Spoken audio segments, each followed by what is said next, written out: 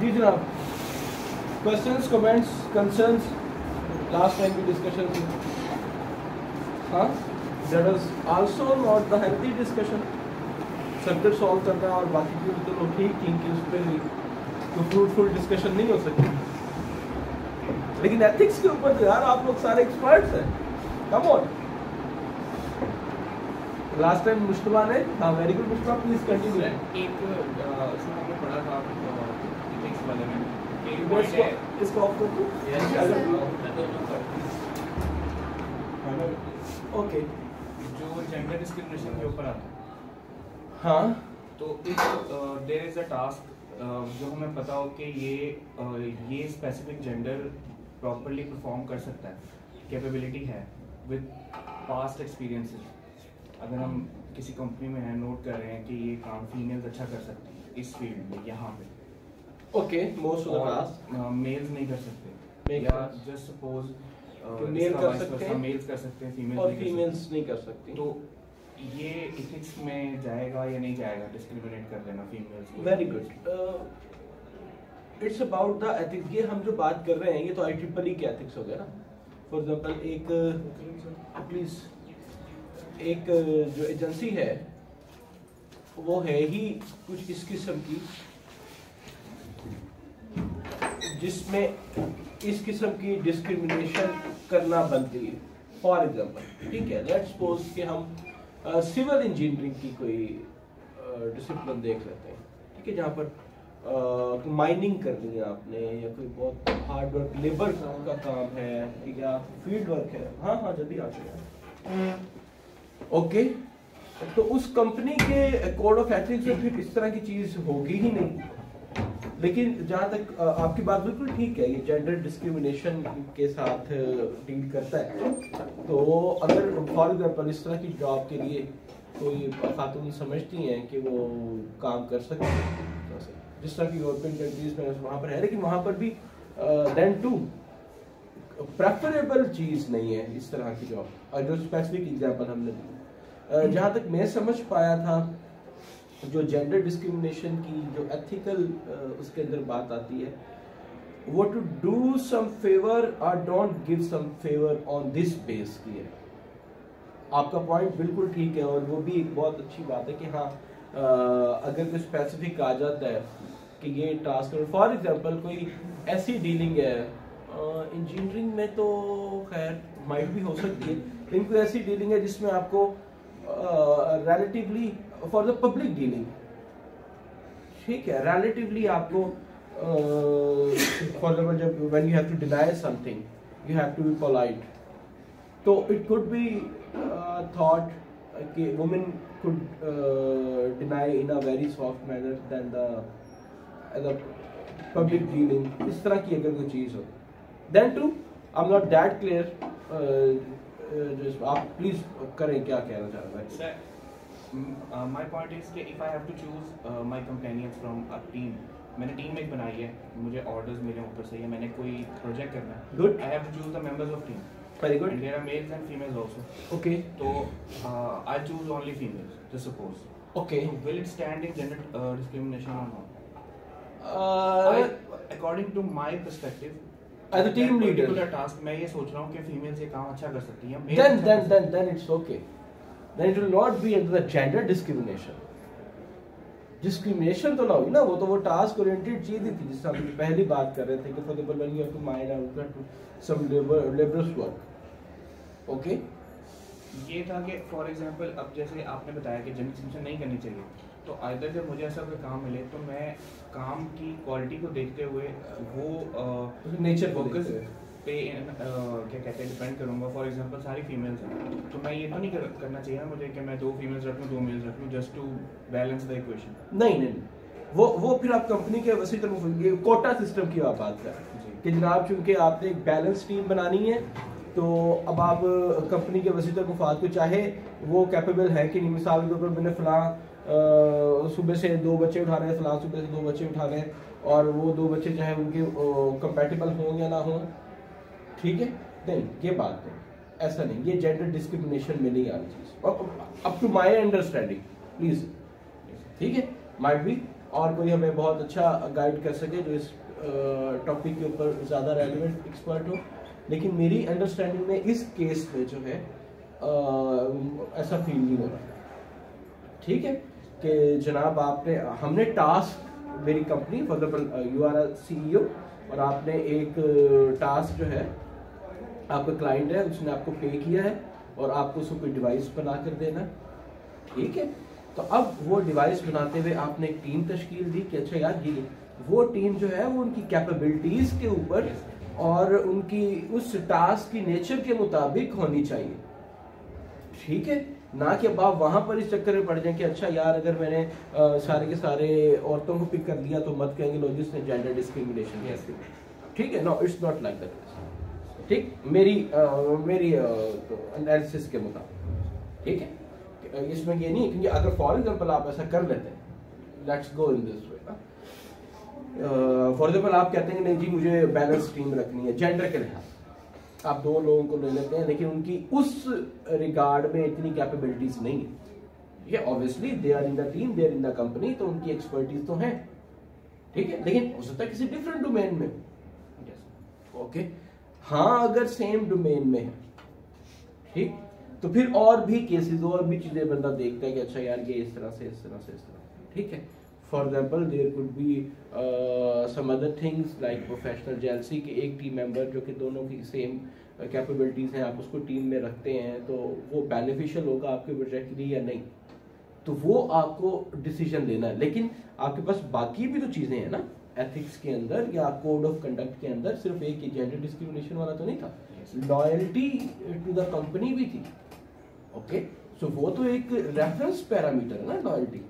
आपने LCE तो वो वेरी गुड पॉइंट। तो वो क्या आपने कंपनी के साथ लॉयल्टी को रखा मद्देनजर, तो ये अब CEO के ऊपर आ गया, उस इंजीनियर की अपनी ट्रेनिंग, उसके अपने बैकग्राउंड, उसके अपने एक्सपीरियंस के ऊपर आ गया। ठीक है, रेफरेंस टर्म होगी ना।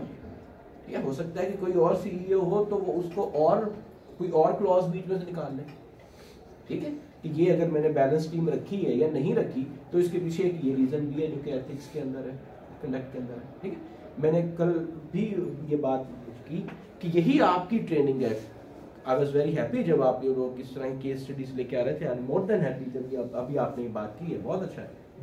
ये पॉइंट्स मेरे ज़हन में भी नहीं थे। ठीक है, ऑब्वियसली क्योंकि अभी हम उस तरह से अगर हम इंजीनियरिंग की और इस तरह से इन पॉइंट्स की बात करें, so thank you very much, appreciable.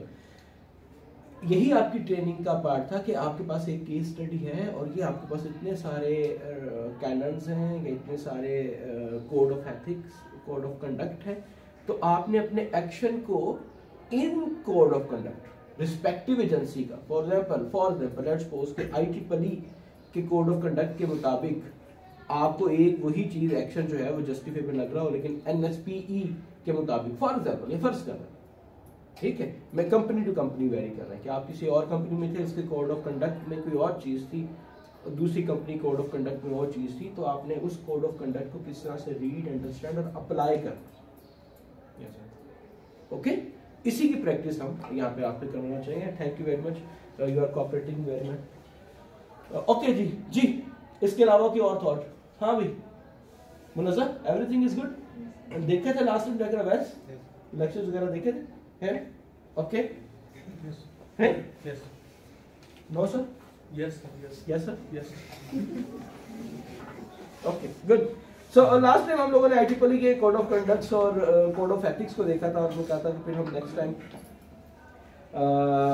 National society of professional engineers NSPE, इसके कोड ऑफ एथिक्स का जो डॉक्यूमेंट है, code of ethics for engineers,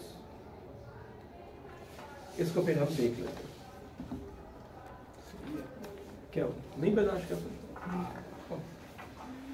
okay, सो उसमें ये जो कोड ऑफ एथिक्स है ये जरा थोड़ा सा लेंथी है एज कम्पेयर टू IEEE के कोड ऑफ एथिक्स और इंजीनियरिंग से। इट कुड बी, ठीक है, हर कंपनी का भी अलग से हो सकता है, लेकिन अभी हम इसको गो थ्रू करेंगे तो शायद आपको फील हो कि कुछ चीज़ें या मेजर ऑफ द पोर्शन मिलता जुलता है या बिल्कुल ही नहीं मिलता जुलता? ठीक, आई वुड लव टू सी कि आप ये पॉइंट आउट करने की कंट्राडिक्शन है इन दोनों में। ओके उमर, ठीक है कि जनाब IEEE ये कह रहा है, मेरे केस का फॉर एग्जांपल ये एक केस स्टडी मेरे ध्यान में आई जिस तरह अभी ये बात कर रहे थे, मुश्तबा बात कर रहे थे और बाकी लोग, और मेरी ये फीलिंग्स है या मेरी जजमेंट ये बनी है कि IEEE तो कुछ और कह रहा है और NSP और कुछ कह रहा है इस बारे में। ठीक है, I would love to see such kind of situation. Okay जनाब, इसने अपने काम को जो है वो 3 डिफरेंट थिंग्स में जो है ना वो डिस्ट्रीब्यूट कर दिया। फंडामेंटल कैनन्स बना लिए इसने, और फिर उसके बाद रूल्स ऑफ प्रैक्टिस, जो आप प्रैक्टिसेस यहाँ पर परफॉर्म करेंगे, एंड प्रोफेशनल ऑब्लिगेशंस, आप पर क्या क्या जिम्मेदारियां आयद हैं प्रोफेशनली। ठीक है, NSP के मुताबिक। इट्स नॉट अ कंपनी कि किसी आप कंपनी में जॉब करेंगे, एक सोसाइटी है। फंडामेंटल कैनन्स में वो कहते हैं कि engineers in the fulfilment of their professional duties shall, और नीचे 6 points, hold paramount the safety, health and welfare of the public.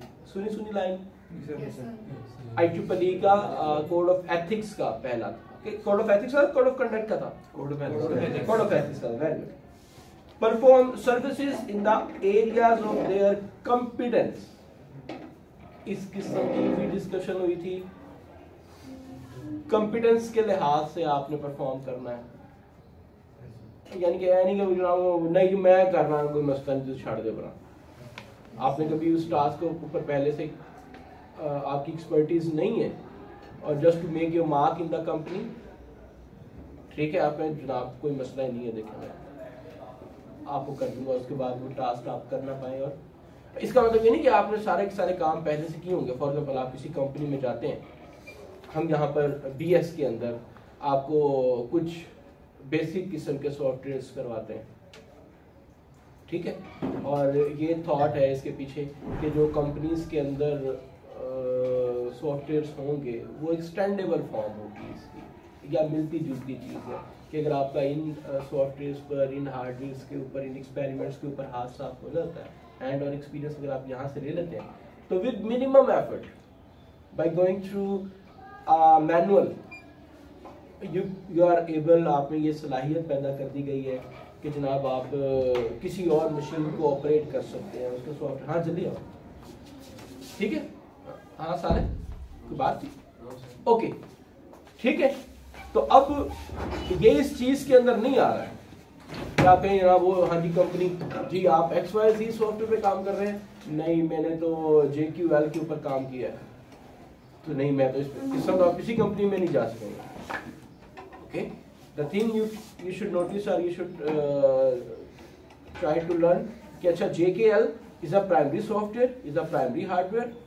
तो जब मैं इस मशीन पे काम कर सकता हूँ तो मुझे थोड़ी सी ट्रेनिंग दे दी जाएगी, couple of months, जो कि मोस्टली एजेंसीज जो है वो देती हैं अपने ट्रेनिंग्स को, अपने एम्प्लॉयज को, तो मैं इसके ऊपर भी काम कर सकता हूँ। ओके, बात समझ आ रही है ना? ठीक, तो अब ये चीज उससे कॉम्पिटेंस के साथ है कि आपने अपनी कॉम्पिटेंस के एरिया में काम करना है।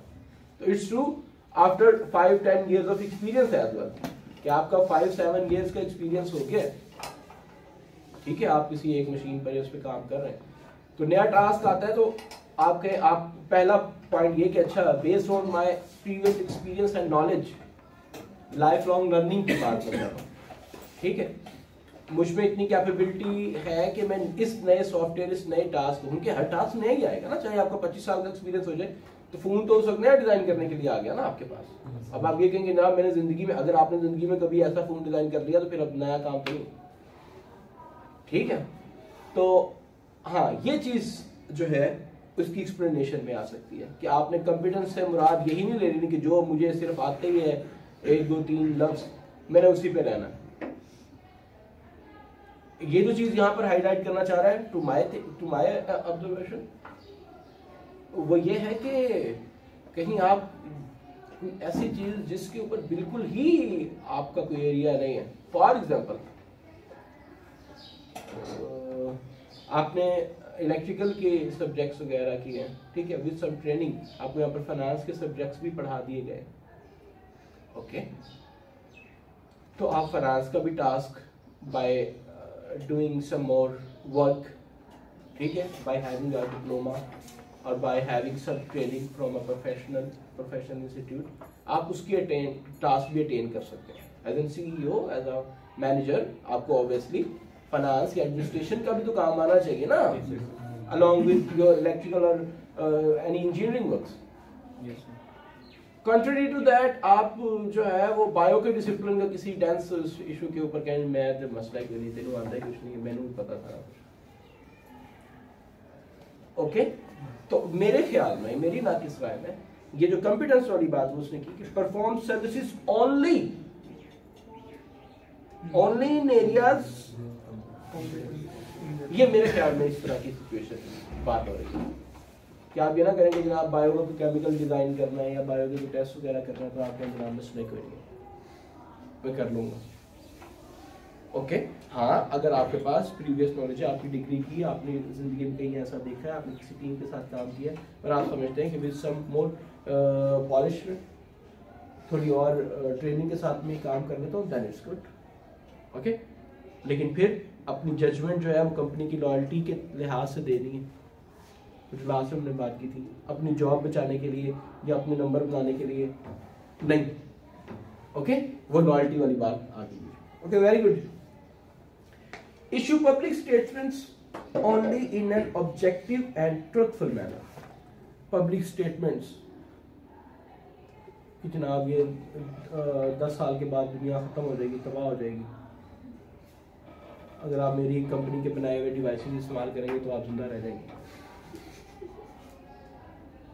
ठीक है, दुनिया तो तबाह हो रही है, देखें जरा क्या हो रहा है दुनिया के साथ, और उसके लिए आप आर्टिफिशियल थ्योरीज और सब कुछ पूरे का पूरा प्लान करके दिखाना शुरू कर दें कि जनाब आपकी चीज़ बिक जाए, आपकी कंपनी का नाम हो जाए। काइंड ऑफ ये जितनी भी हम डिस्कशन अभी कर रहे हैं, ये one of the million possibilities case studies हो सकती है। तो आपने ये अपने जिस तरह आपकी जो मुश्किल ने कल पॉइंट्स रेज किए, आज रेज किए, वो हमारी डिस्कशन के अंदर थे ही नहीं, केसेस थे ही नहीं, लेकिन फिर हमने उनको अपने सिनेरियोज, अपनी लाइंस के मुताबिक, अपनी जो हम कोड्स देख रहे थे उनके मुताबिक जज करने की ट्राई की कि अच्छा वो उसके साथ मैच कर रहे हैं या कंट्राडिक्ट कर रहे हैं या नहीं। ओके, साले गेटिंग बोर, पक्की बात है। पीछे वाला वो वाला ठीक है।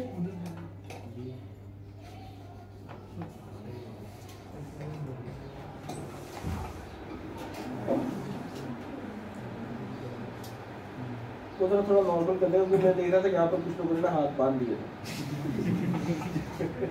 शुरू में, इसीलिए फिर मैंने ना कहा कि चलो एक पंखा ये अभी थोड़ी देर में प्रोसेस ठीक करो। ओके, नंबर 4 की बात हो रही थी, एक्ट फॉर ईच एम्प्लॉयर और client as faithful agents or trustees. हर क्लाइंट के लिए या अपने म्यूचुअल एम्प्लॉयर्स के लिए लेवल ऑफ ट्रस्ट डेवलप होना चाहिए। That's a difficult thing. ठीक है, चलो ठीक है, जो कस्टमर है क्या, चलो हाँ ये भी हो सकता है, ये भी देख सकते हैं, मतलब किसी हद तक मुझे कि हम कहानियाँ शानियाँ चला के, एडवर्टाइजमेंट चला के कस्टमर को तो अपना ट्रस्ट लेवल हो, मेरे पास 10 इंजीनियर बैठे हैं, सारी गोल्ड मेडलिस्ट हैं, इन्होंने ये डिवाइस बनाए हैं, आप परेशानी ना हो, आपका डिवाइस बनाना, आपकी रिक्वायरमेंट पूरी करना तो मसले कोई नहीं हमारे लिए। ठीक है, लेकिन अपनी ही टीम को एक ऐसे यकीन दिलाया जाएगा कि अपना कर लाएंगे, ठीक है, या अपने ही एम्प्लॉयर्स के ऊपर आपका ट्रस्ट लेवल है कि यार ये बंदे जो है ये ऑनेस्ट है और यही बात करना चाह रहा हूँ। एक्ट फॉर ईच एम्प्लॉयर और क्लाइंट एज फेथफुल एजेंट। ठीक है, अब इसमें यहाँ पर शायद ताली दोनों हाथों से बजती हो, एज एन सीईओ आपको भी, लेकिन अगर एम्प्लॉयर कंटिन्यूसली ऐसी की हरकतें कर रहा है, 40 आवर्स फॉर एग्जाम्पल उसके थे, वो आई 20 घंटे रहा है या 40 आवर्स तो बैठ रहा है, लेकिन आप देख रहे हैं कि उसकी प्रोडक्टिविटी इतनी नहीं है।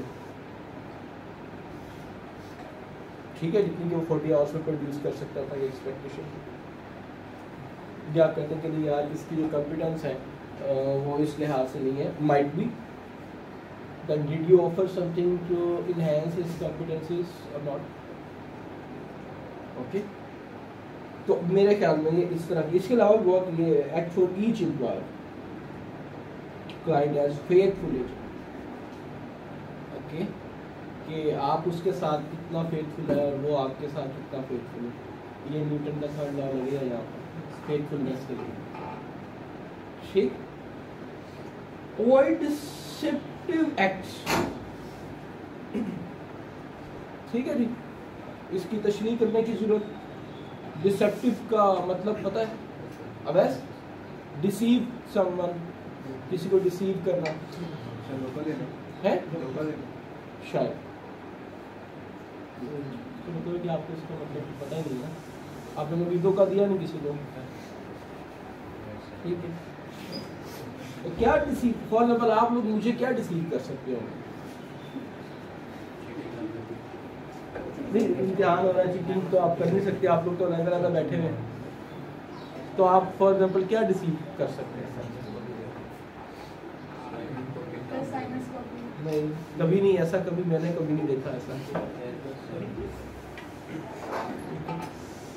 तो चले, अगर हम कंपनी की इन्वायरमेंट कंसीडर करें तो क्या कोई कोई एम्प्लॉयर अपने ऑनर को या कोई ऑनर अपनी एम्प्लॉयर को क्या डिसीव कर सकता है, या कोई कंपनी अपने क्लाइंट्स को क्या डिसीव कर सकती है, या क्लाइंट अपनी कंपनी को? ये भी तो देखे ना आप, सारा कुछ कंपनी पे डाल। हाँ उसको डिसेप्टिव एक्ट सर एम्प्लॉयर की तरफ से ये हो सकता है कि वो काम ज़्यादा लेगा, वर्क ज़्यादा कंज्यूम करेगा, उसके अकॉर्डिंग पे कम करेगा, तो ये उसका डिसेप्टिव एक्ट है। तो दूसरा जो एम्प्लॉय है वो रूल अपना सकता है, लुक बिजी डू नथिंग, काम बहुत लंबा है सर, 40 घंटे 30 घंटे लग जाएंगे, काम छोटा सा है, he knows that, but he is just prolonging the matter just for the sake of अपनी प्रोग्रेस दिखाने के लिए कि मैं बहुत काम कर रहा हूँ। आई थिंक ये डिसेप्टिव एक्ट है, कुड बी, ठीक है, जैसे आप लोग मुनासिब लग रहे। क्यों भी उमर यार, बाकी लोग भी बोले ना यार, ये भी चले जाए, मैं और मुश्तबा अकेले डिस्कशन कर रहे हैं। अब्दुल्ला क्या कहते हैं? तुम अगर आप कान में लगे उसको मैसेज कर दो कि मेरी तरफ से ये सवाल पूछना था।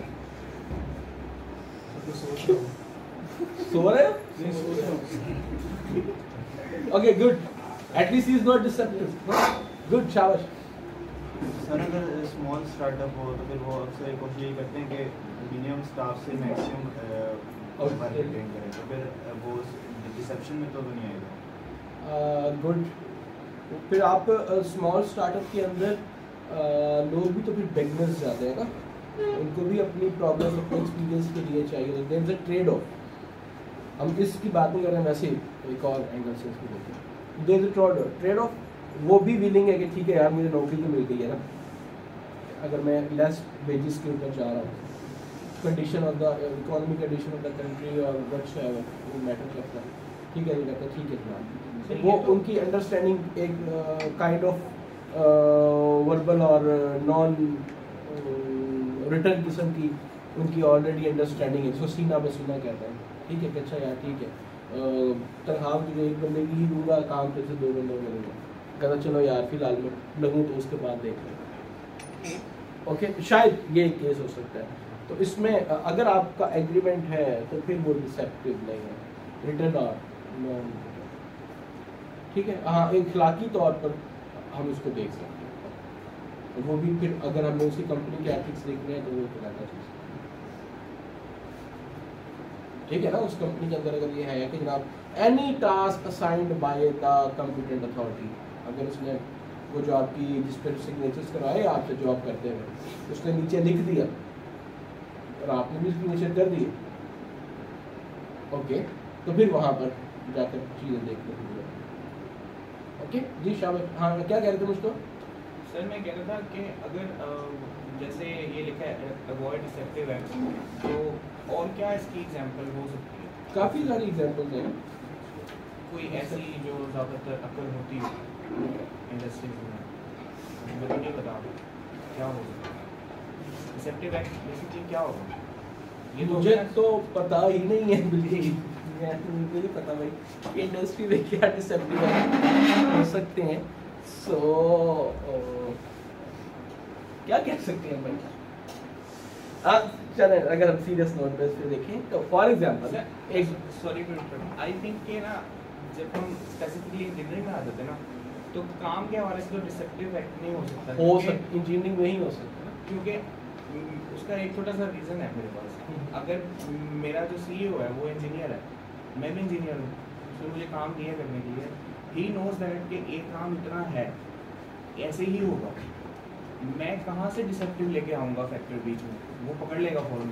हाँ पकड़ लेगा, पकड़ सकता है, सॉरी वो पकड़ सकता है, पकड़ लेगा समथिंग डिफरेंट, पकड़ सकता है something different. So for example let's suppose कि अब जो आपके फॉर एग्जांपल अगर हम इंजीनियरिंग के डिसिप्लिन देखें तो 4 डिसिप्लिन तो यहीं पर ही पड़े हैं ना, ठीक है, बेसिक लेवल पर, ये एडवांस और ज़्यादा होते जा रहे हैं। तो जो आपके सीईओ होंगे वो माइट भी 1 या 2 डिसिप्लिन के अंदर जो है वो कोर रखते हो, ठीक है, बाकी उनको इंफॉर्मेशन है सरसीसी है, ठीक है। और लकीली अनफॉर्चुनेटली या फॉर्चुनेटली आपका काम उस एरिया से है जहाँ पर उनकी इंफॉर्मेशन, उनका एक्सपीरियंस, एक्सपर्टीज इतनी डेप्थ में नहीं है, okay. So there is a margin कि आप उनको कहानी सुना सकेंगे, जनाब यह काम तो होना ही नहीं है था, ठीक है, जिस तरीके से आप कह रहे हैं। हालांकि शायद वो एफर्ट्स अगर आप करते हैं, मिसाल के तौर पर अब मैं बहुत ही लंगड़ी लूडी सी एग्जाम्पल दूँ कि वो इक्विवेलेंट सर्किट आपने करना था, ठीक है। अब ये ना सोचें कि वो उसको पता नहीं होगा, उसको पता है कि मैं अपने लेवल के मुताबिक हम ना डिस्कशन करते हुए कि वो जनाब रजिस्टर्स जो थे वो आप डिज़ाइन कर सकते थे सीरीज़ या पैरेलल में कनेक्ट करके। आपकी कंपनी के पास रजिस्टर्स थे ही वही नंबर के ना, 4-4 ओहम के फॉर एग्जाम्पल रजिस्टर्स रखे हुए हैं, और अब आपको 12 ओहम का रजिस्टर चाहिए, ओके। तो आपने ये सीखा हुआ है या आप थोड़ी सी एफर्ट के साथ ही कर सकते हैं कि हम तीनों को सीरीज़ के अंदर जोड़ दें तो वो 12 बन जाएगी, ठीक है। लेकिन आपने कहा नहीं, कितना भी गल कर रहे हो, खुद के कोड़े टाल लें, ठीक है। तो अब वो बेचारा अगर हो सकता है कि वो अभी तो मैंने कहा ना कि लंगी लुड़ी सी बहुत बेसिक किस्म की एग्जाम्पल दे दी ना, ताकि हमें थोड़ा समझने में आसानी हो जाए। तो इंजीनियरिंग टेक्निकल लिहाज से इंजीनियर्स ही तो रिसीव कर सकते हैं।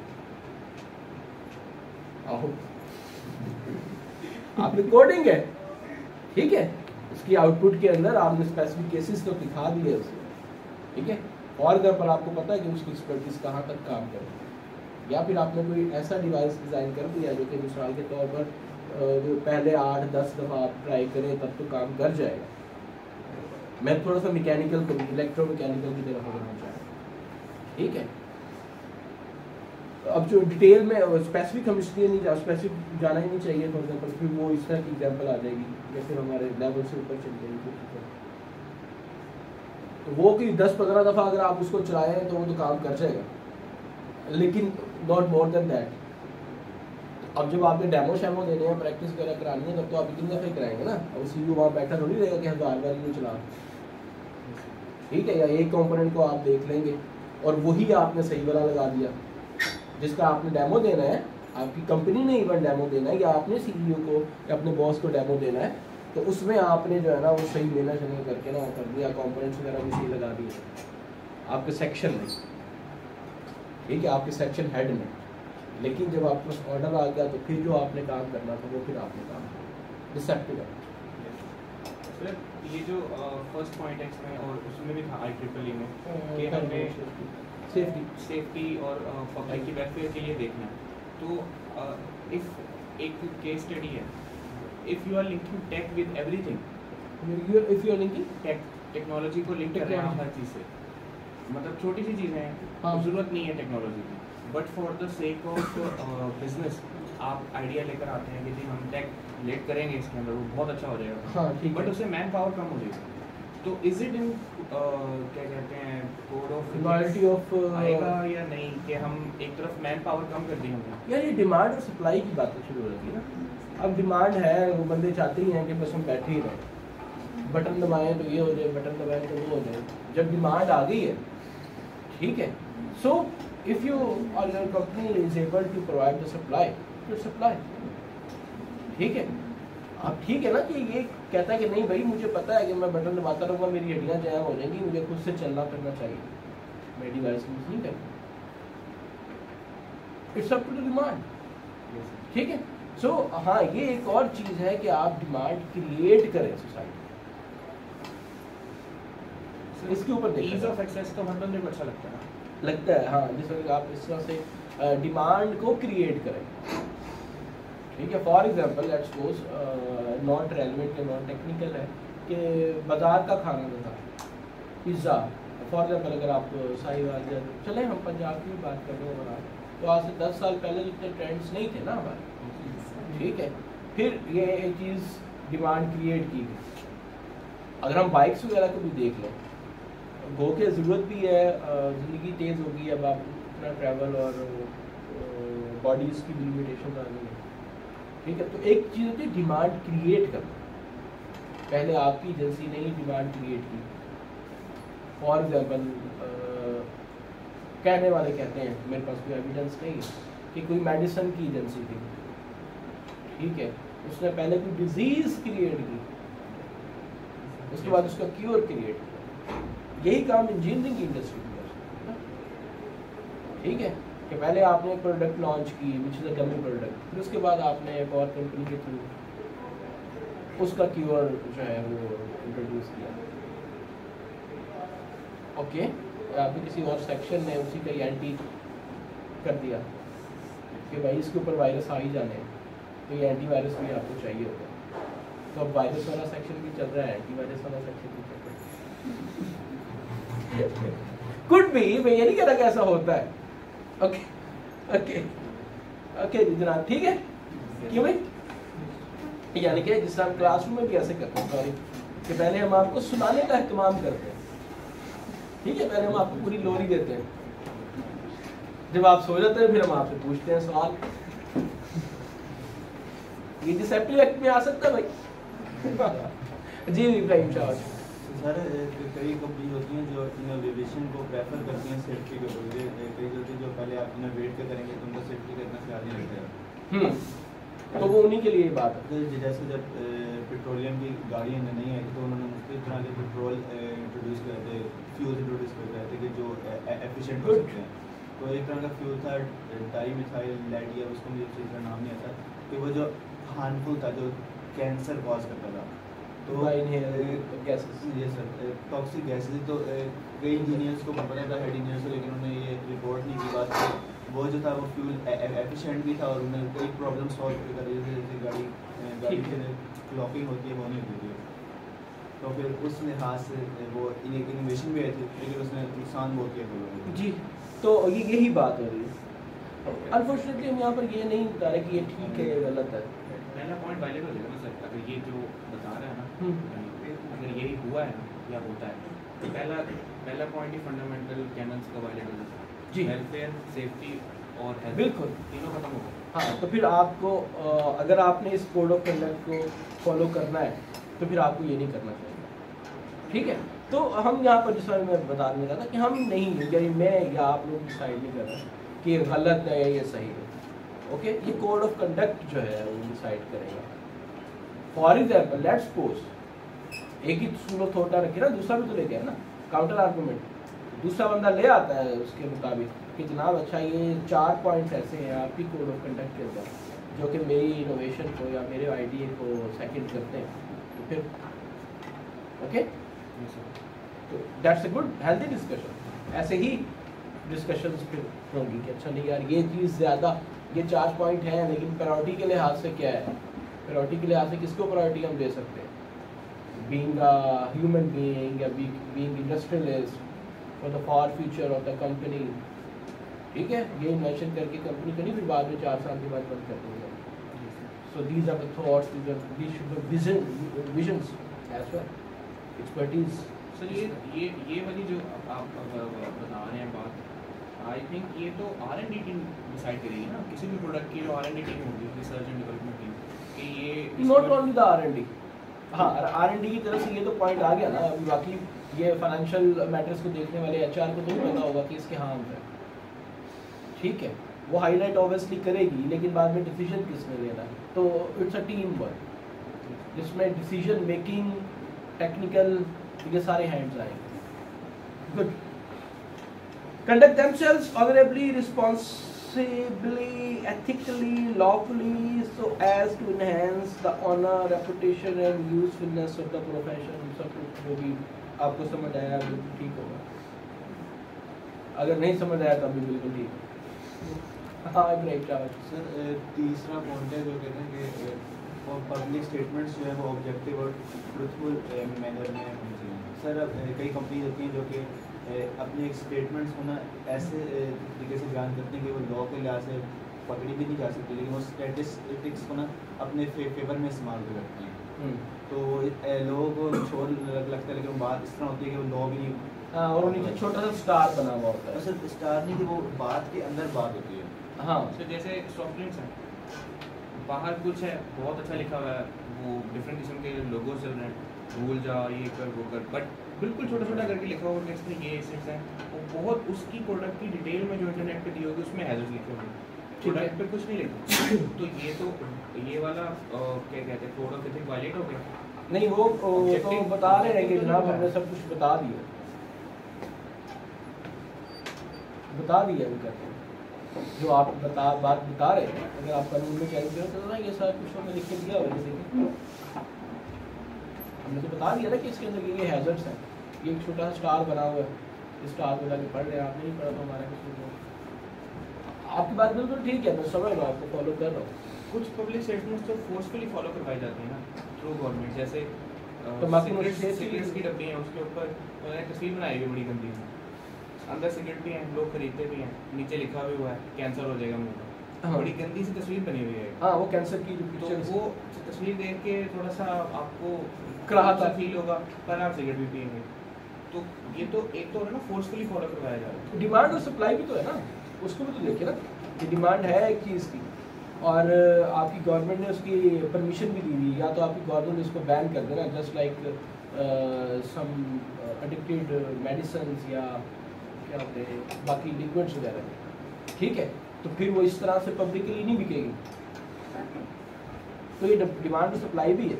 तो गवर्नमेंट ने अपनी दोनों रिस्पॉन्सिबिलिटीज़ पूरी करते हुए उसके ऊपर टैक्सेस भी ज़्यादा कर दिए, क्योंकि एक और काम के उसको कम लोग खरीदें।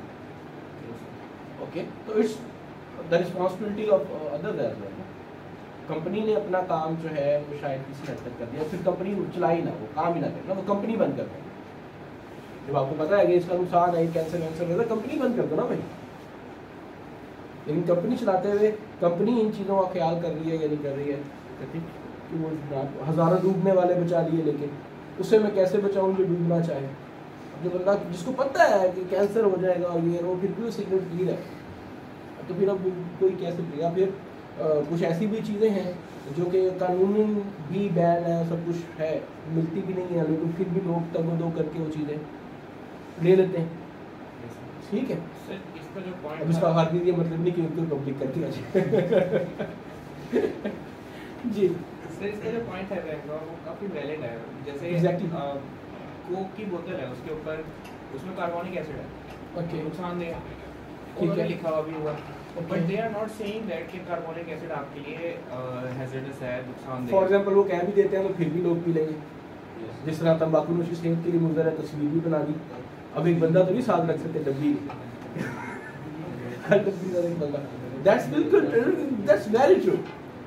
सर मेरा मकसद ये था कि जैसे अब कोई कंपनी एनर्जी ड्रिंक्स यूज़ करती है कि आपकी 10% या कोई स्टैटिस्टिक्स दे देती है कि इतने % जो है ना आपको एक्टिव रखेगी, लेकिन वो स्टैटिस्टिक्स है ना मतलब दूसरा होता है। बिल्कुल ऐसा ही, ठीक है। कॉमन फोक जो है ये जो एनर्जीज की बात हो रही, सॉरी इंजीनियरिंग की बात हो रही थी, तो बहुत सी इंजीनियरिंग प्रोडक्ट्स भी आप ऐसे ही देख लेंगे, ठीक है। Very good, continue. कॉमन फोक ये समझने कि शायद ये मुझे ज़्यादा एक्टिव रखेगी, जो कॉफ़ी और टी का फैक्टर का शायद होगा, लेकिन मुझे ज़्यादा एनर्जी प्रोवाइड करेगी, लेकिन वो भी बेसिकली होता है ऐसा नहीं।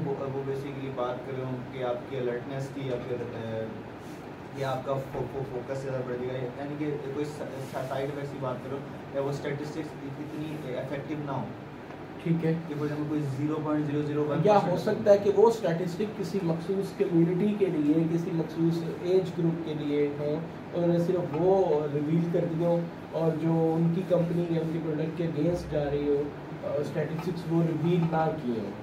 यस सर, ऐसी बात है क्या?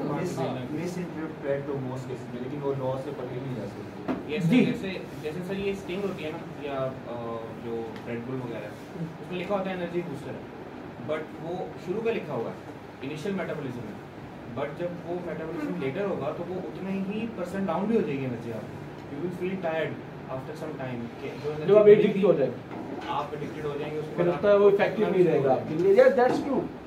They are not mentioning the later second part, which is hazardous. जी, तो ये चीजें जब आप लोग सीईओ बन जाएंगे तो आप देखेंगे ना वहाँ पर। दैट्स व्हाई क्या पता वो नहीं पढ़े ना, that's why we are discussing here. हम अपना कीमती वक्त इसीलिए तो यहाँ पर जाया कर रहे थे। सॉरी, तब तो फिर हम बेचेंगे, पैसा जो that's another thing।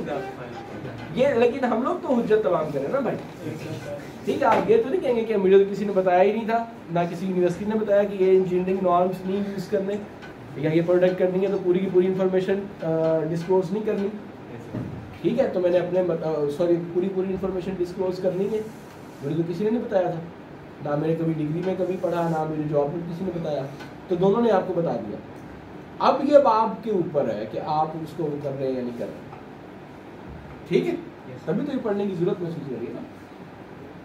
लास्ट में भी जो हमने शेर एक पढ़ा था वो यही था कि नोए बशर तो यहाँ पर तब्दील हो रही है, आप लोगों ने तो चेंज करना ना, या नहीं करना, या इसको और बेहतर बना देना। ओके, फिर हमने इसे एक्सपेक्ट किया था कि जो कुछ भी माशरे के अंदर है वो यहीं से ही गया है। It is the origin of everything, इधर इट इज़ गुड और इट इज़ बैड। ओके, वो थैंक यू, आप वही उसी किस्म की बात कर रहे हैं। और रूल्स ऑफ प्रैक्टिस, यही चीज़ें तकरीबन उसने एक्सप्लेन करते हुए यही इससे मुराद ये कि जो पिछली हमने last time I paper practice code of conduct वाली जो बात थी कि आपने प्रैक्टिस कर, engineers shall hold paramount the safety health and welfare of the public, ये जो उसने ऊपर अभी बात की उसको उसने और एक्सप्लेन कर दिया। Engineer judgement is overruled, जो अभी हम बातें कर रहे थे। Under some circumstances, the endanger life or property, they shall notify their employer or client, notify, and such other authority as may be appropriate. कि जनाब ये चीज़ हम बनाने लगे हैं तो ये चीज़ डेंजरस थी, हमारी R&D टीम ने फाइंड आउट की, तो गवर्नमेंट से ये दरख्वास्त है कि ये चीज़ कोई भी ना बनाए including us. For example let's suppose वो एक 5G वाली लास्ट टाइम हमने एग्जाम्पल दी, ठीक है, बिल फर्ज माल या ऐसा नज़र आ गया या आपने कोई ऐसा माइक्रोवेव डिज़ाइन कर दिया तो जो अगर 1 मिनट से ज़्यादा हार्म करता है तो वो आपकी सारी डाइट को स्पॉइल कर देगा, टॉक्सिक कर देगा। तो आप जाकर ना सिर्फ क्लाइंट को बताएं बल्कि अथॉरिटीज़ को भी बताएं कि भाई जब ऐसा माइक्रोवेव नहीं होना चाहिए। हमारी इंजीनियर्स के engineer shall approve only those engineering documents that are in with applicable standard, that conformity with the applicable standard, जो भी आप लोग बातें कर रहे थे। अप्रूव तो आपने करनी है ना, ये प्रोडक्ट स्टैट्स फिर आपके पास ही है, आप अप्रूव ही ना करें तो नहीं भेजेंगे। Okay, English shall not reveal facts, ये बात शायद हमारी बात से वो कर जाए, पिछली वाली बात से कंट्राडिक्ट कर जाए, या जो आप लोग केस बता रहे थे। Engineers shall not reveal facts, data, or information without the prior consent of the client or employer. Abhi, except as authorized or required by law or this code. उसने सारी कहानी में जो आप बातें कर रहे थे ना कि वो इधर से भी अपने आप को बचा लेता है, इधर से भी अपने आप को बचा लेता है, ठीक है, काम भी कर लिया और उसको बचाने के रास्ते भी निकाल लिए। तो सही वजन को आपने डेटा शेयर करना है एक्सेप्ट ये conditions. Engineer shall not reveal facts. भैया आपको किसने कहा था कि आप बता दें कि ये 15% लोगों के लिए है कि 25% लोगों के लिए है, ठीक है, पर कह रहा है सारे फैक्ट्स रिवील भी करने हैं आप। अच्छा, इसी में आगे उसने एक्सेप्ट की बात लगा दी है, एज ऑथराइज्ड और रिक्वायर्ड बाय लॉ, कि लॉ को रिक्वायर्ड था कि जो प्रोडक्ट आप लॉन्च करेंगे सिर्फ 15% लोगों के लिए था। ओके, समझ आ रही बात की नहीं? इसने आपको दोनों तरफ से जो है ना वो बाउंड भी किया हुआ है और रिस्ट्रिक्ट भी किया हुआ है। अब ये एथिक्स में चली जाएगी बात कि आपकी एथिकल नॉर्म्स क्या कहती हैं या उस कंपनी के कोड ऑफ एथिक्स क्या कहते हैं, उसके मुताबिक आपने काम किया है कि नहीं। ठीक है, इसीलिए जो हमारा सवाल होगा उसके अंदर आपके जो जजमेंट जो भी आप पास करेंगे उसको हमने ना सिर्फ कैनन्स में रखा है, रूल ऑफ कंडक्ट में रखा है और फिर एथिक्स में भी रखा है। कि एथिक्स क्या कहती थी, क्या आपकी ही कंपनी के कोड ऑफ एथिक्स और कोड ऑफ कंडक्ट कहीं कंट्राडिक्ट तो नहीं कर गए? ठीक है, तो आप एथिक्स के अंदर कहें कि हाँ जी कोड ऑफ कंडक्ट के मुताबिक तो ठीक है जनाब मैं इसको जस्टिफाई नहीं कर सकता, लेकिन कोड ऑफ एथिक्स के मुताबिक मैं इसको जस्टिफाई करता हूँ, या वाइस वर्सा।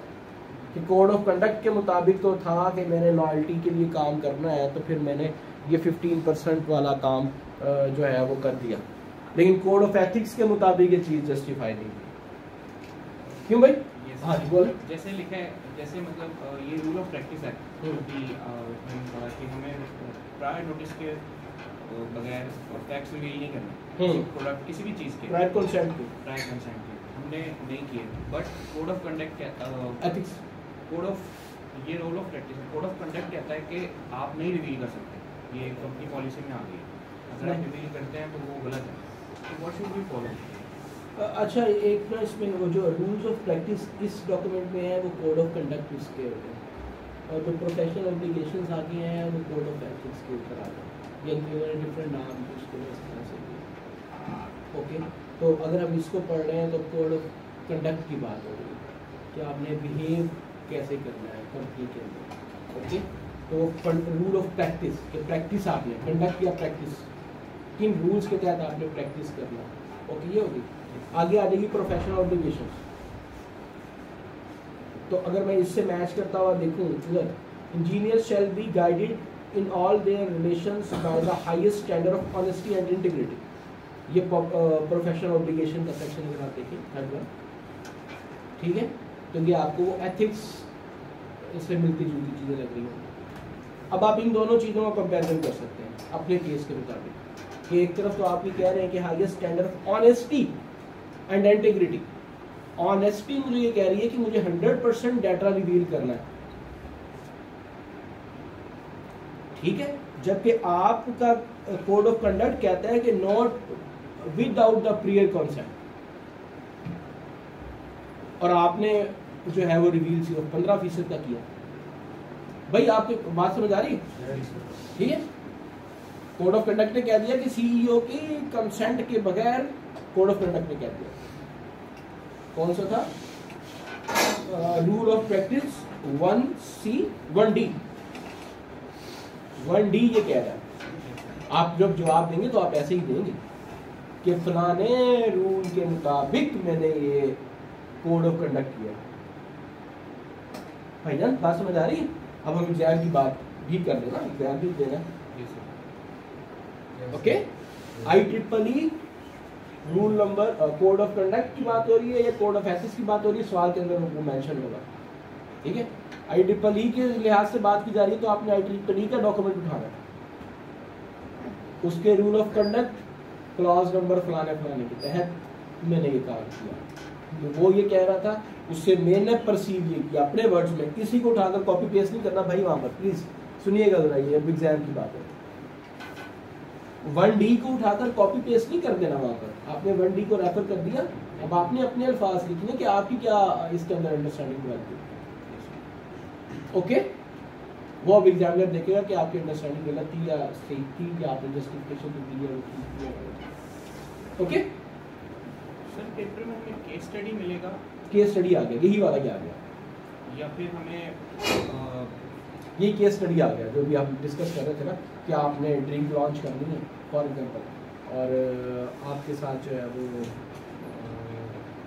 आपने देखा कि 100% डाटा ये है और 15% डाटा जो है वो आपकी कंपनी की फेवर में, और आपसे कह दिया गया कि जनाब इसके इस डॉक्यूमेंट के ऊपर साइन कर दो कि आप रिकमेंड करते हो कि इसको करें। ठीक है, अब आप क्या करेंगे according to code of ethics या रूल ऑफ एथिक्स? सबसे पहली चीज़ कि आप क्या करेंगे, सवाल नंबर 1। सवाल नंबर 2, जो भी आप करेंगे तो वो आप इस कंपनी के कोड ऑफ कंडक्ट के मुताबिक उसको जस्टिफाई करें। सवाल नंबर 3, जो भी आपने किया है वो आपकी कंपनी के कोड ऑफ एथिक्स के मुताबिक। सवाल नंबर 4, अगर आपको ये चीज़ परफॉर्म करने में या ना करने में आप समझते हैं कि आपको किसी को रिपोर्ट करना है, जो लास्ट टाइम हम फिर आपकी की बात से लगा, ठीक है, तो आप किस तरह से रिपोर्ट करेंगे इस कंपनी की राइट, इस कंपनी का चैनल, आप क्या करेंगे, ठीक है। तो ये 4 सेक्शन हैं। अब आपने उठाया कोड ऑफ कंडक्ट 1D। अब सबसे फॉर एग्जाम्पल 2 ग्रुप्स बना लेते हैं ना यहाँ पर। एक कह रहा है कि जनाब मैं इसको नहीं करूँगा, साइन नहीं करूँगा। एक कह रहा है मैं साइन कर दूँगा, ठीक है। अब जो कह रहा है कि मैं साइन नहीं करूँगा, वो इस कोड ऑफ प्रैक्टिस में से वो रूल्स उठाएगा जिसकी वजह से उसकी अंडरस्टैंडिंग डेवलप हुई कि मैं ये साइन कर दूँगा, ना कि ये कहेगा कि मेरी जॉब चली जाएगी, मैं साइन नहीं करूँगा, ठीक है। Make sense? फिर वो बंदा कोड ऑफ एथिक्स में या प्रोफेशनल ऑब्लिगेशन के अंदर जाएगा और वहां से 1 या 2 क्लॉज उठाएगा, जनाब इसके मुताबिक एथिकली और कंडक्ट प्रैक्टिस और ऑब्लिगेशन के लिहाज से मैंने साइन नहीं किया, ओके। और फिर वो चौथे सवाल पर आ जाएगा कि कोई ज़रूरत ही नहीं थी, मुझे सर ने कहा मैंने कर दिया, और ये चूंकि बिल्कुल जस्टिफेबल है, ना सिर्फ कोड ऑफ कंडक्ट के मुताबिक जस्टिफेबल है बल्कि कोड ऑफ एथिक्स के मुताबिक भी जस्टिफेबल है, so I don't need to report it, full stop, बात खत्म। दूसरा बंदा जो कहता है कि मुझे साइन नहीं करने चाहिए, पहले ये करने वाले की बात होगी, नहीं करने वाला वो अपने मुताबिक यहाँ से रूल ऑफ प्रैक्टिस से चीज़ें उठाएगा। एन मुमकिन है कि दोनों एक ही उठा लें, मतलब तब है कि दोनों 1D उठा के कहें कि इस 1D के मुताबिक मैं साइन करूंगा, दूसरा कहे 1D के मुताबिक मैं साइन नहीं करूंगा। शुगर वाला पार्ट ये अंडरस्टैंडिंग है ना आप दोनों की। Yes sir. वो कहता है रिवील नहीं करनी, वो पहला वाला पोर्शन, दूसरा कहता है एक्सेप्ट की बात मैंने उठा ली। अब जो आ रहा है एक्सेप्ट करने वाली बात, वो साथ एथिक्स लगाएगा ना? नहीं, वो तो अलग बात ना, हम सिर्फ 1D की बात, रूल ऑफ प्रैक्टिस 1D की बात कर रहे हैं, ठीक है। अगर तो वो डिफरेंट उठा लेता है, 1E उठा लेता है, 1B उठा लेता है, वो तो एक अलग कहानी होती है ना, उसने उसके मुताबिक देख लिया, उसके मुताबिक नहीं देखा। तो सही मजे वाली बात है कि वो एक ही क्लॉज के तहत दोनों 2 डिफरेंट फैसला ले, ठीक है। तो let's see, I will be very grateful अगर आपको ऐसा केस और उसके मुताबिक इस तरह की चीज़ निकालना है, ताकि हम बाकी लोगों के लिए और मेरे भी डेटा सेट में उसका इजाफा हो। वेरी गुड, ठीक है जी। तो ये जो ऊपर उसने चीज़ें बताई हैं, अब ये रूल ऑफ प्रैक्टिस के मुताबिक उसको ना डिटेल में रेलिवेंटली टू IEEE वो जो डॉक्यूमेंट था उसके अंदर डिटेल्स इन चीज़ों जो Indians shall not aid or abet the unlawful practice of engineering by a person or firm, किसी पर्सन या फिल्म की अनलॉफुल। अब अनलॉफुल को डिसाइड कौन करेगा भाई? अनलॉफुल क्या है? CEO की बात ना मानना अनलॉफुल है, या पाकिस्तान के कानून की बात ना मानना अनलॉफुल है, ठीक है जी, ओके। इंजीनियरिंग, हाँ, वो अगर उसने लॉज दिए हुए हैं आपकी कंपनी के, that will be unlawful, very good. Engineers having knowledge of any alleged violation of this code shall report thereon to appropriate professional bodies and when relevant,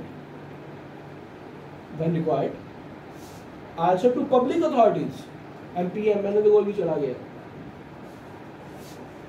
and cooperate with the proper authorities in furnishing such information or assistance as may be required। ये सब कुछ health की अभी बातें हो रही हैं, ठीक है। आपको पता चला कि ये चीज़ जो है ये कंपनी ने लॉन्च कर ही देनी है 15% वाला ड्रिंक, तो ये अब आपकी प्रैक्टिस में है, रूल ऑफ प्रैक्टिस में वो आपको अलाउ कर रहा है कि आप जाकर रेलिवेंट अथॉरिटीज़ के साथ डिस्कशन कर सकते हैं। अभी एथिक्स के अंदर नहीं करनी, एथिक्स के शायद इससे भी ज़्यादा सकती है, इख्तियार दे दें आप। अच्छा जी, number 2, engineers shall perform services only in the areas of their competence। वो जो बात थी जिसको हम कहानियाँ चला रहे थे उसको भी आप डिटेल कर रहा है कि एरियाज ऑफ कॉम्पिटेंस से क्या आपकी मुराद हो सकती है। Engineers shall undertake assignments only one qualified by educational experience in the specific technical fields involved. तो आप पहले से पढ़ के आए हो। Engineers shall not affix their signatures. हाँ जी, ये एक बात जो हमने नहीं की। Signatures are documents dealing with subject matter in which they lack competence, nor to any plan or document not prepared under their direction or control. Oh. Mustafa was the CEO. The CEO नहीं, Mustafa was the section in charge. Their section prepared something, designed something, invent something which is not according to Mustafa's will, but was fortunately or unfortunately according to CEO's will. CEO का pine तो अनु की मसला है। नहीं जी, ये ethics के मुताबिक सही नहीं है, ये नॉर्म्स के मुताबिक सही नहीं है, ये इसके मुताबिक ठीक है। मुश्तबा को हटाया उस सेक्शन से, मुझे बना दिया, ठीक है, और कहा जी ये डॉक्यूमेंट है, इसमें साइन कर दो, ये हम प्रोडक्ट लॉन्च कर देंगे। मैंने कहा मसले क्यों नहीं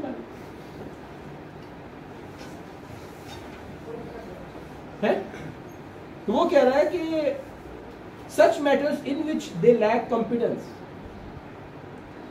आपको उस प्रोडक्ट की इची बिची का पता ही नहीं है, आपको पता, आप हो सकता है उसने आपको रिसीव किया हो, जो आपकी टीम है, जो आपको इतना कॉम्पिटेंस का लेवल नहीं है कि आप उसकी जान सकते हैं कि हाँ तो है या नहीं। नॉट टू एनी प्लान, ये प्लान ही नहीं था हमारा, हम बनाने तो निकले थे, कोई और चीज़ बन की और चीज़ गई। हमने PC1 किसी और चीज़ का दिया था, वो निकल आई कोई और चीज़, एक्सीडेंटली। हो सकता है कि वो आपके प्लान के, वो आपके बेनिफिट में हो, ठीक है। Most of the very helpful inventions ऐसे ही, जिसको आम जुबान में तुक्का कहते हैं, तुक्के ना लोग, ठीक है। और document not prepared under their direction, ये जो भी हम पहले बात कर रहे थे कि मैंने ऐसा तो नहीं कहा था कि ऐसा करना। इंजीनियर्स में एक्सेप्ट असाइनमेंट्स, ये अब शायद वो वाली बात जो हमने कहा कि आपको जो लाइफ लॉन्ग लर्निंग है, तो आप थोड़ी सी ट्रेनिंग के साथ शायद ये वो बात निकल है। Engineers may accept assignments and assume responsibility for coordination of an entire project and sign and seal the engineering document for the entire project, provided that, यानी कि आप कोई डील शील कर सकते हैं, provided that each technical segment, आपकी expertise for example ज़हन में रखें कि आपकी एक्सपर्टीज किसी में है, किसी में नहीं। Each technical segment is signed and sealed only by the qualified engineers. आप एज अ बॉस अकले कुल इल्मे कुल तो नहीं है, इंजीनियरिंग के चारों डिसिप्लिन फॉर एग्जाम्पल जो हैं उनको तो नहीं आप जानते हैं, लेकिन आपने रेलेवेंट सेक्शन के हेड इंजीनियर से ठप्पा लगवा लिया। अब वो ट्रूथफुल है, ये पहली बात आ गई कि अपने एम्प्लॉयर और अपने क्लाइंट्स और अपने साथियों के साथ आपने कैसा रिलेशन, उनके कोई ट्रुथ है, आपको उन पर एतबार है कि नहीं है, क्यों भाई, ठीक है। तो अगर आपकी एक्सपर्टीज नहीं है, लेकिन अब आप ये तो नहीं करेंगे भाई मैं चूंकि था ही इस एरिए का, मेरी एक्सपर्टीज इसमें है, तो इसके अलावा हम कोई कंपनी करेंगे और कंपनी का बट्टा दिखा देंगे। आपने रेलिवेंट एक्सपर्ट्स तो रखे हुए हैं ना, उनकी कंसेंट के साथ आप काम करेंगे कि जनाब मैं इस डॉक्यूमेंट पे इसलिए साइन कर रहा हूँ क्योंकि जो कंट्रोल सिस्टम का, ये जो इलेक्ट्रोमैग्नेटिक का हेड था, उसने कहा कि ये सारी की सारी रिक्वायरमेंट्स पूरी कर रहा है, ऑब्लिगेशन सारी पूरी कर रहा है। तो having trust on my faculty, on my staff, on my colleagues, जो कि अगेन इसी रूल ऑफ प्रैक्टिस का एक क्लॉज है। तो दो क्लॉज को मिलाकर आपने एक काम करना, ठीक है। जिस तरह अभी हमने पहले बात की कि हो सकता है कि किसी एक चीज़ को जस्टिफाई करने के लिए आपको नंबर ऑफ डिफरेंट क्लॉज इस्तेमाल करने पड़े। हाँ मुश्किल इसमें जो ये 2C पॉइंट है, इसके अंदर एक केस स्टडी ये भी शायद हो सकती है कि थ्रू द चेन, यानी कि मेरे पास है, मेरे डिपार्टमेंट में सामान आता है, कोई भी चीज़ बन के आती है, एंड मेरी एक्सपर्टीज किसी एक सेगमेंट में है और मैं ये डिक्लेयर करता हूँ कि बाकी ठीक है, पीछे वाले सेगमेंट्स ठीक होंगे, पर मेरे हिसाब से ये ठीक नहीं है, मैं नहीं करूँगा साइन यहाँ। Yes, you should have meetings and discussions कि भाई मुझे जस्टिफाई करो। फॉर एग्जांपल वो सेक्शन हेड जो था, ठीक है, पैकेजिंग का सेक्शन हेड था, यस आप कहते हैं कि भाईजान ये जो मटेरियल था, फॉर एग्जांपल हमने इसके अंदर रखा है कोई इलेक्ट्रोमैग्नेटिक डिवाइस जिसने रेडिएट करना है और आपने इसको कवर कर दिया किसी इंसुलेटर के अंदर, ठीक है, और उसकी परमिटिविटी वगैरह भी बहुत ज़्यादा है, ठीक है, मुझे इसका नॉलेज नहीं है लेकिन मुझे इलेक्ट्रोमैग्नेटिक का तो नॉलेज है ना, तो भाई ये कैसे रेडिएट करेगा? जो आपने डेमो दिया था सिर्फ इस नेकेड डिवाइस का, सिर्फ ये अकेला जब काम कर रहा था तब इसकी एफिशिएंसी थी इतनी, फॉर एग्जाम्पल 10 थी। तो अब मुझे ये मेरे नाकिस इनकी वजह से मुझे पता है कि अगर इसके ऊपर मैं कोटिंग कर देता हूँ किसी इंसुलेटर मटेरियल की, इसको प्लास्टिक में बंद कर देता हूँ, उसके ऊपर लकड़ी लगा देता हूँ फॉर एग्जाम्पल, ठीक है, जो आपने पैकेजिंग कर दी है वो बिल फर्ज मुहाल सारी बातें, ठीक है। तो भाईजान ये तो इसकी एफिशिएंसी 10 की बजाय 8 हो जाएगी, इसकी एफिशिएंसी 10 की बजाय 8 होगी, तो इसकी बेस पर जो अगला कंपोनेंट काम कर रहा है इसकी आउटपुट जिसकी इनपुट बनेगी वो और डिग्रेड हो जाएगी, तो पूरी की पूरी प्रोडक्टिविटी नीचे चली जाएगी। तो मैं इसको नहीं, आप मुझे समझाएं, okay.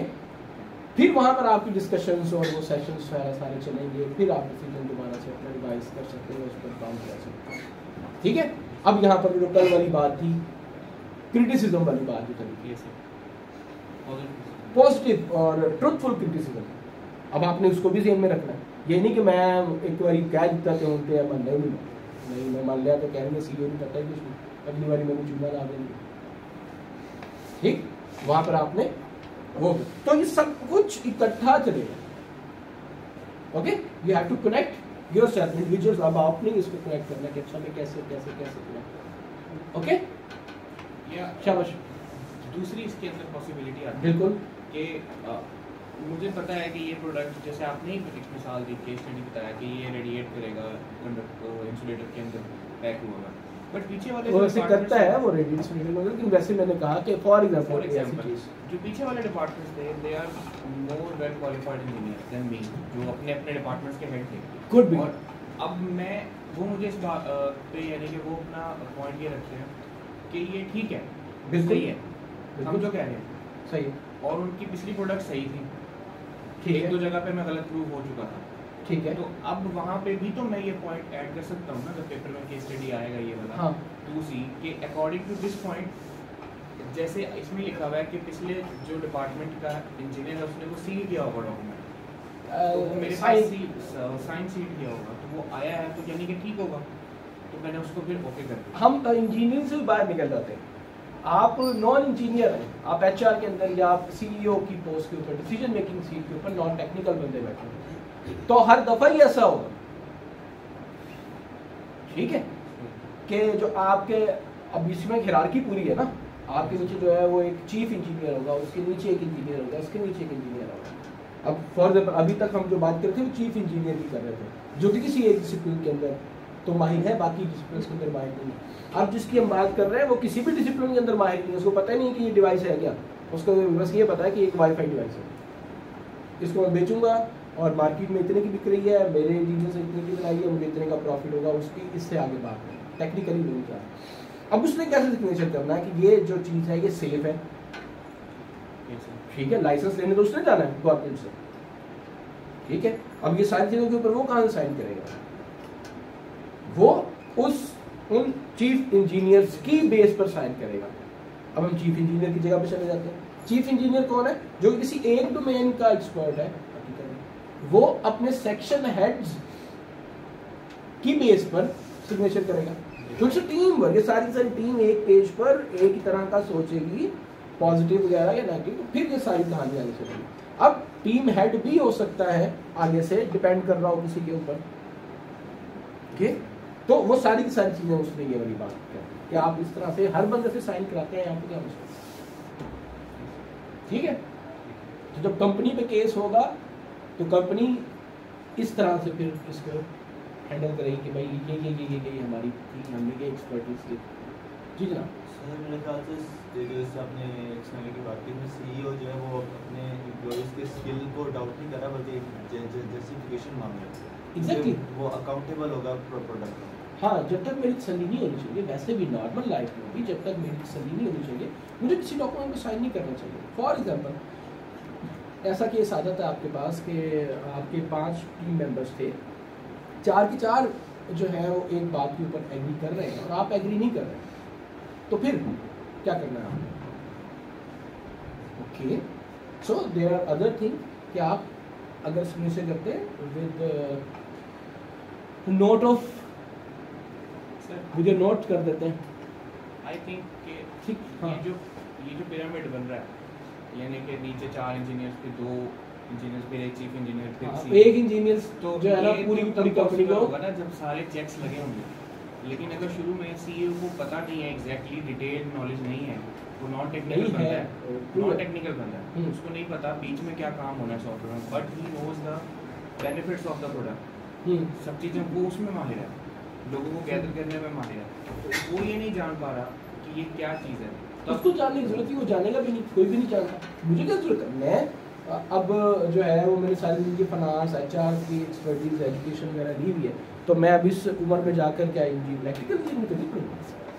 But I should get to know the product. बिल्कुल, वो जब तो मैं समझूंगा ना कि ये क्या है। जब PC1 जब लिखा जाता है ना, फिर वो किया जाता है, तब ये सारी इंफॉर्मेशन उसको दी जाती है, लेकिन नॉट दैट टेक्निकल डन कि ये रजिस्टर है, ये कैपेसिटर है, ये एनर्जी स्टोर करता है, ऐसा नहीं आप उसको इंफॉर्मेशन दी जाए। जी जी, मैं यही बात कर रहा था कि वो तो नहीं देनी ना, बेसिक इन्फॉर्मेशन तो उसको चाहिए देनी, और टाइम भी बहुत कंज्यूम होगा। ऊपर के यानी कि हेड्स पकड़ लिए हमने, बता दिए। हाँ, ये हेड है, चीफ इंजीनियर 3-4 सेक्शन के पकड़ लिए, ठीक है, ये हमने बता दिए। उन्होंने ये PC वाला डिजाइन पॉइंट कर तब दिया। आएगा ना सीईओ के पास, जो टॉप पॉइंट है पिरामिड का, वो तो तब एप्लीकेबल होगा ना जब सारे चेक्स लगे होंगे पीछे। एग्जैक्टली, एक रिस्पॉन्सिबल, एक एक्टिव सीईओ ऐसा ही बिहेव करेगा, जो इसमें लिखा है कि वो साइन करने से पहले कॉन्फिडेंट होगा।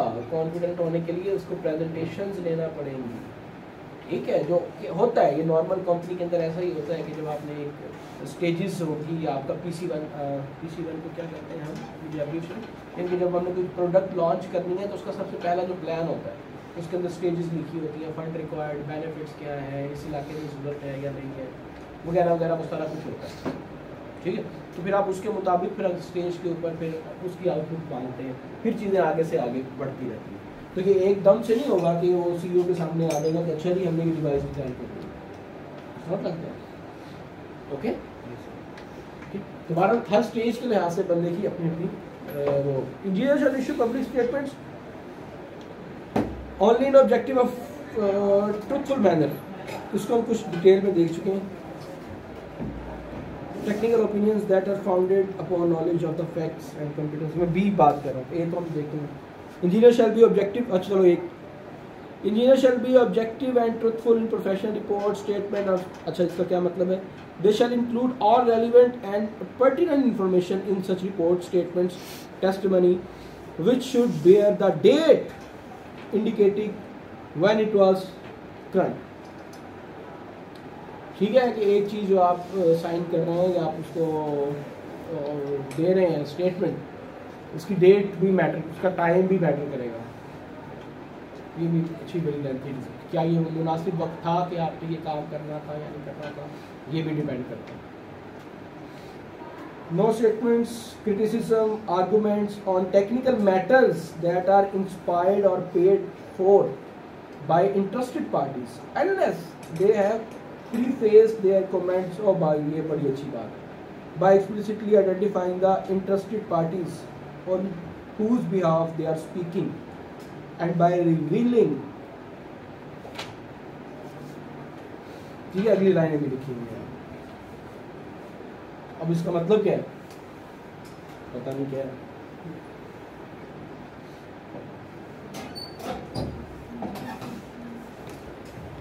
इतनी लंबी बातें लिख देते हैं, उनको पता भी है कि इसका मतलब नहीं होगा, फिर नहीं लिख देते हैं।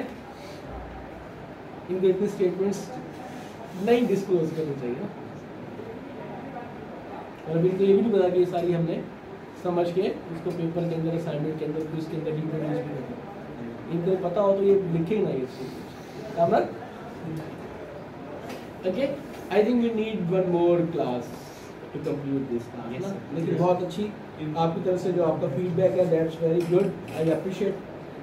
लेकिन अनफॉर्चुनेटली अगली क्लास में सिर्फ और सिर्फ ये इब्राहिम और मुश्तबा आएंगे, बाकी सब लोग घर बैठकर लाइव रिकॉर्डिंग इसकी सुना। ठीक है, कह रहे हैं इंशाल्लाह है अब्दुल्ला। ओके, चले मैंने आपसे ये डॉक्यूमेंट इसीलिए पहले शेयर किया था कि आप इसको पढ़ के पहले, क्योंकि यहाँ पर रीड और ट्रांसलेट करने का डॉक्यूमेंट नहीं था, ये यहाँ पर डिस्कशन करने का डॉक्यूमेंट था। ठीक है, तो चले अब आपके पास टाइम है, हम एक class, just one more class, क्योंकि हमारे पास ऑलरेडी काफ़ी जो है ना वो डेडलॉक लग चुका है अपने कोर्स का, तो हम एक और क्लास इसको देंगे, लेकिन उसके अंदर सिर्फ आप बोलेंगे। ठीक है, ओके, और जो लोग बिल्कुल नहीं बोलेंगे सिर्फ वो बोलेंगे। ठीक है, rest of the document NSPE वाला आप लोग बताएंगे कि ये ट्रांसलेट नहीं करना भाई, याद रखिए, ट्रांसलेट जिस तरह मेरे वाला काम नहीं करना, ये मुश्तबा और इब्राहिम वाला काम करना। ठीक है, ये चीज़ थी, ये केस हो सकता है, ऐसा हम कर सकते हैं, वैसा हम नहीं कर सकते। ठीक है, इस तरह से आप लोगों ने बातें करनी, मेरी तरह आप कागज उठा के पढ़ के उसको ट्रांसलेट भी करेंगे इंशाल्लाह। हाँ, हम भी पूछ सकते हैं ना। हाँ हाँ, तुम्हें आना। ठीक है, I would love to have a cross discussion कि मिसाल के ऊपर आपने ये 4A पढ़ा और आपने अपने मुताबिक ये सोचा भी इस तरह से। ठीक है, और फिर आपके फैलोज कहें कि नहीं यार ये इस तरह से नहीं, क्या ये इस तरह से भी हो सकता है, अच्छा मेरा केस ये है, तो आप इसके बारे में क्या समझें, आप क्या कहते हैं। ओके, तो हम किसी से भी किसी का भी वो उठा के पूछ सकते हैं, ये नहीं कि आपने सेक्शन डिवाइड कर दी कि अच्छा यार ये 5 वो पढ़ ले तो ये 5 तुम पढ़ ले इस पर। ओके, और ये भी ना कीजिएगा डिसेप्टिव एक्ट कि तूने ये सवाल पूछना है, ये सवाल नहीं पूछना है भाई। सर काफ़ी सारी कंपनी ऐसी होती है, उनका कोड ऑफ कंडक्ट ही जो है ना 15 पेजेस का होता है, वो ज़्यादा का हैवी होता है उनका कोड ऑफ कंडक्ट में, माइनर डिटेल्स लिखी होती है। वो इसलिए लिखी होती है कि आप पढ़े ही ना, ज़्यादा सस्ते होंगे आप पढ़ेंगे। साइन कर दें आप। हाँ, तो दैट्स नॉट एथिकल। अभी हम बिल्कुल लास्ट पॉइंट इसी का ही किया हमने, एथिकल नहीं, मुझे प्रैक्टिस के मुताबिक भी ये नहीं, आपको कोई भी डॉक्यूमेंट हो तो आपको उसको पढ़कर ही साइन करना है। ठीक है, मैंने अपनी ज़िंदगी में अनफॉर्चुनेटली एक डॉक्यूमेंट बगैर पढ़े साइन किया, निकाहनामा नहीं था निकाहनामा ही मैंने पढ़ के साइन किया था। अभी रिसेंटली बैंक का डॉक्यूमेंट था, तो वो मुझे या शायद जब मैंने बैंक अकाउंट्स खुलवाए तो उस वक्त भी वो इतना ही होता है, टाइम इतना नहीं होता। बाकी मेरी कोशिश ये होती है कि मैं हक़ल इम्कान उसको पढ़ के फिर उसको साइन करूँ, चाहे मैं उसको कुछ कर सकूँ या ना कर सकूँ। ठीक है, तो सबसे इंटरेस्टिंग इवेंट इन सारे डॉक्यूमेंट्स में था। काफ़ी दफ़ा बात मार खाने तक भी पहुँच गई कि भाई ये क्या है, साइन करना नहीं तो ना से निकलो यहाँ से। ठीक है, तो इट्स ओके, ऐसा होता है, लेकिन आपको तो ये होगा ना कि आपने क्या किया, या आपकी इंफॉर्मेशन में इजाफा होता है कि अच्छा ये काम ऐसे करते हैं। ठीक है, तो ऑन द लाइटर नोट, जो निकाहनामे वाला डॉक्यूमेंट है वो बिल्कुल नहीं पढ़ना आपने। ठीक है, जस्ट किडिंग।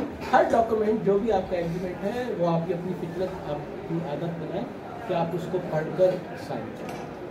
ठीक है, तो